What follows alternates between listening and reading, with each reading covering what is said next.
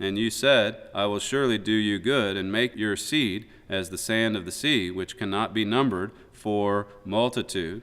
God wants for us, in time of need, in time of trial and test, to turn to him, to look to him. Now, as you can see from this passage, Jacob also did his part. He didn't just stand idly by, waiting for God to do everything. He prayed earnestly for God to intervene, for God to protect him. And then he also went out and started preparing gifts that he could send to his brother, dividing up all kinds of cattle and goods and things to split apart and to send in waves of kindness to his brother Esau. And the lesson here, students, is that when we get into trouble, we've really got to look to God immediately for the answers, for the deliverance that we seek. When things become difficult and hard, that's when we need to go to God the most for God's help, for God's intervention. And then, of course, following this same example, we have to do our part as well. We have to work with God. Don't just wait around to see what happens. We make a mistake when we do that, and we've all made that mistake. Don't wait around to see what happens. Look to God. I'm not saying to act hastily either, but look to God. And then take action in faith. Verse 24, further down it says, And Jacob was left alone, and there wrestled a man with him until the breaking of the day. So right as this was going on, this coming to a head between this dispute between him and his brother, right as this was going on in the middle of the night, the one who became Jesus Christ actually seized Jacob and held him down as though trying to prevent him from returning back into his homeland. And they engaged in this intense wrestling match. You've heard about this before. It's one of the more familiar stories in the Bible. Now again, remember that Jacob's name to this point had meant supplanter. He had acquired some of his blessings through deceitful means.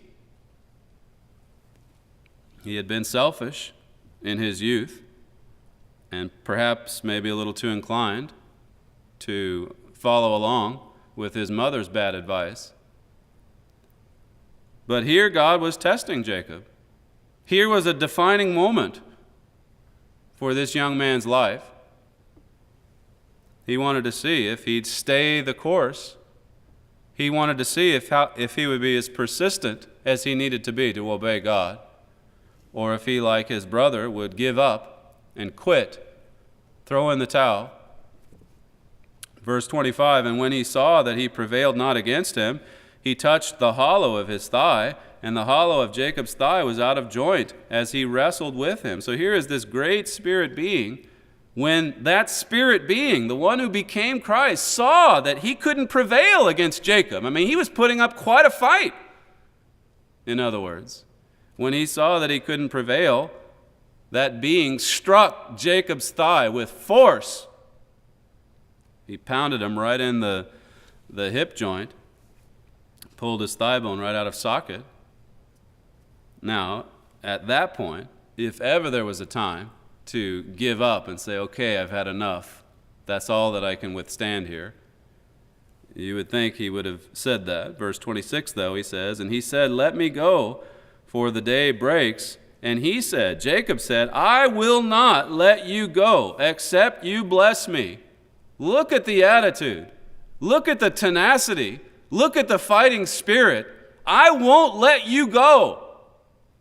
I'm not going to let go. I'm not going to give up in this contest. Not until you bless me.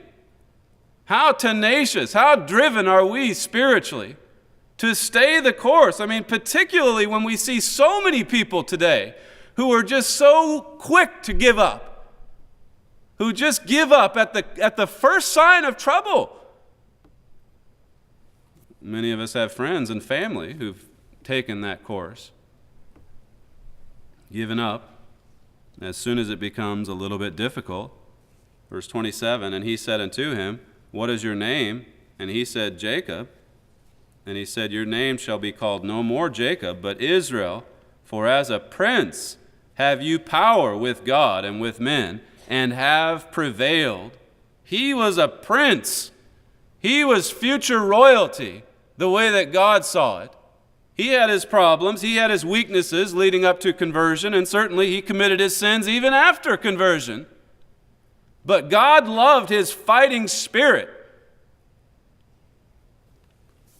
That's the way a prince has to be. That's the way future kings and priests have to be. Honorable people, self-disciplined, motivated, tenacious. They've got to have the stick-to-itiveness to stay the course. The name Jacob, as I've said, means to supplant or to nip at the heels of others, to take advantage of others unfairly. Israel, the name Israel, by contrast, means one who prevails or overcomes, one who conquers. Doesn't this demonstrate just how remarkable the change is in a converted individual's life? Doesn't this demonstrate how conversion is a process of overcoming and conquering? And it's also a process of staying true, staying through to the end.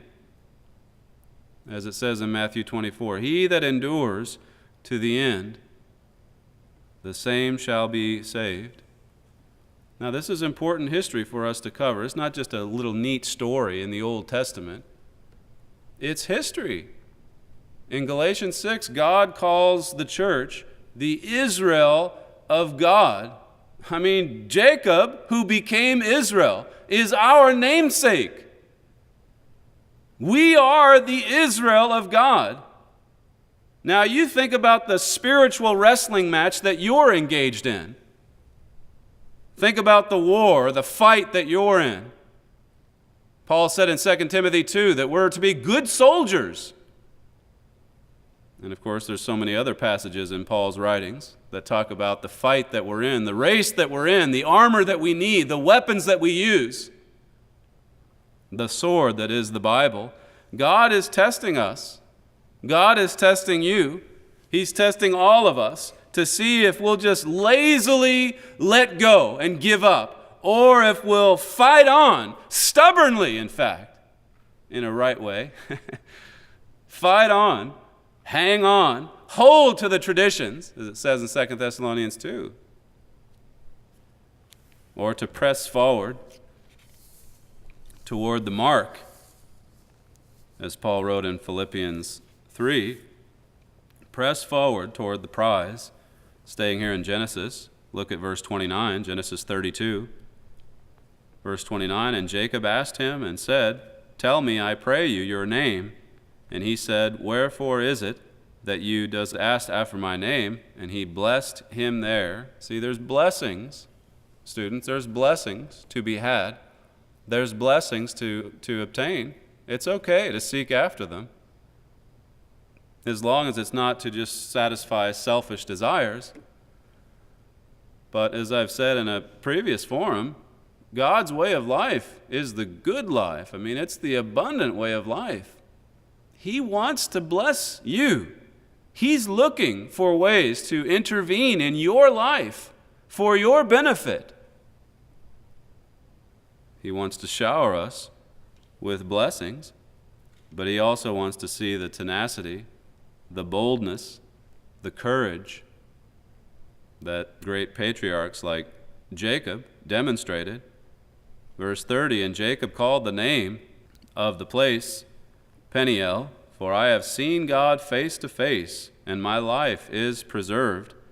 And as he passed over Penuel, the sun rose upon him, and he halted upon his thigh." A little awkward there in the King James. That just means he was limping as he carried on with his day. He halted upon his thigh. I mean, his hip was incredibly sore, and it may have remained that way for some time after this event. We don't know for sure, but he may have gone limping for quite a long time after this intense wrestling match. And God would have allowed that, no doubt, to remind him that God's blessings, students, God's blessings do not come without a certain amount of suffering, hardship, and diligence. We've got to go after them. The Christian life, after all, is not the smooth and easygoing way. It is the difficult way. We have to struggle to live God's way of life, just like this man did, this man who became Israel. Let me read to you what it says in the Bible story. We'll conclude with this. Jacob was determined to strive with all his might not to lose God's blessings and eternal promises. He proved by his physical wrestling that he had the strength of character to overcome his spiritual problems. The wrestling match was a test of character. It was a test of character.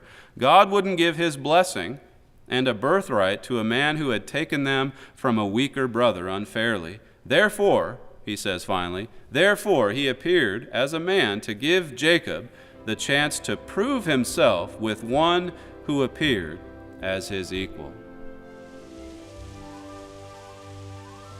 Today's handout is free for the asking. Just make note of the phone number on your screen and call our operators anytime today and ask for The Man Who Became Israel. This packet includes 2 other articles besides the one featured on the cover. One of them is excerpted from our popular Bible story series. It summarizes the background of Jacob's life in a clear and descriptive way, showing how Jacob went from being a supplanter to an overcomer. The other article included in this packet is an open letter to those who are new to God's truth or who have been recently baptized. It was written by Mr. Armstrong many years ago, and in it he describes the way of a Christian. It's not the easy way, he points out, but it is the way that brings great happiness and joy into your life. It is the way of usefulness and service, of accomplishment and success. Now, if you want to continue your study right now, while it's fresh on your mind, this handout is also available online at thetrumpetdaily.com. Just go to our website, thetrumpetdaily.com, and download today's Trumpet Daily reprint, The Man Who Became Israel. The Trumpet Daily site, remember, is where you can also view this program again in its entirety or other programs that you may have missed. All right, don't forget about our sister website at thetrumpet.com. For anyone interested in understanding the meaning behind the news, thetrumpet.com is essential reading. At The Trumpet, we post new columns every weekday morning, as well as other news stories that pertain to Bible prophecy. We also e-publish The Trumpet Weekly from this website. Every Friday, The Trumpet Weekly summarizes the previous week's top stories, condensing them into an informative, easy-to-read format. You can sign up for The Trumpet Weekly at thetrumpet.com. That's all we have for you today. We just want to remind you to watch the show tomorrow, as we have a special program in the works. Tomorrow you'll be treated to some amazing footage of Mr. Armstrong from more than 25 years ago.